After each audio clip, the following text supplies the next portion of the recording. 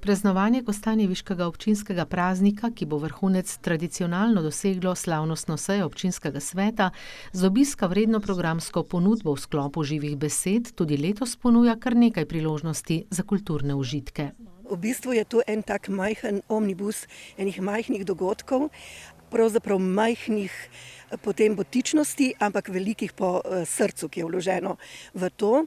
In osnovna ideja je, da se lokalne skupnosti, majhne lokalne skupnosti povežejo, da se preseli kultura po vaseh v te majhne skupnosti, ki v tistem trenutku stopijo skupaj, mi jim pa pripeljemo en čudovit program. In tako je bilo tudi na uvodnem dogodku živih besed, ko sta na Kostanjeviškem otoku zbrano občinstvo navdušila šentjernejski glasbenik Borut Ros in kitarist Borut Prše. Čudovito, mislim, v Kostanjevici je kultura doma, ne, in so ljudje tako, jaz sem slišal te čiričke, ne, in miše po tleh, ker so tako kulturni in tudi moja glasba je pač taka, da če je džumbo zadaj, pa jurčki pa pivo, ne, pa se ne sliši nič, ne. Tako da ful lep večer, res.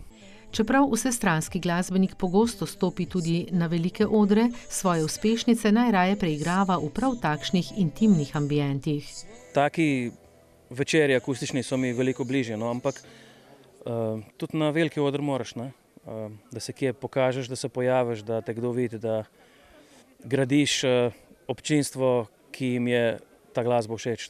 Dober znanec kostanjeviškega občinstva, ki mu načrtov in dela v domačem studiu ne manjka, bo čez nekaj mesecev skupaj z bendom Nomadi znova poskrbel za zvrhano mero glasbenih užitkov v Dolenjskih Benetkah.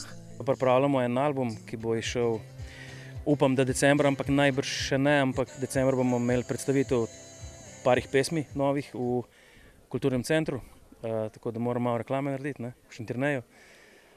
Pol pa naslednje leto pa pripravljamo en malo večji koncert, tudi v Kostanjevici, v galeriji, 19. junija, tako da dobrodošli.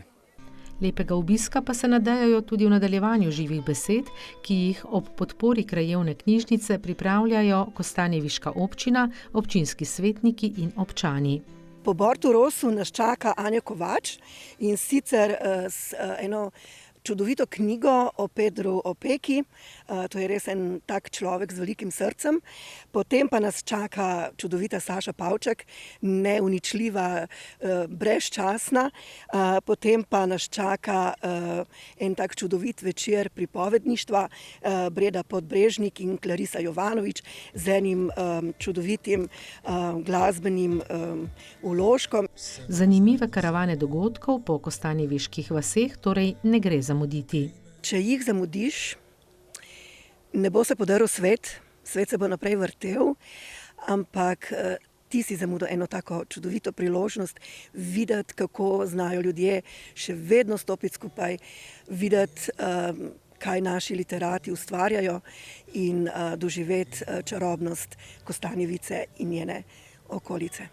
S kulturo prežete žive besede so na sporedu vsako sredo do konca avgusta.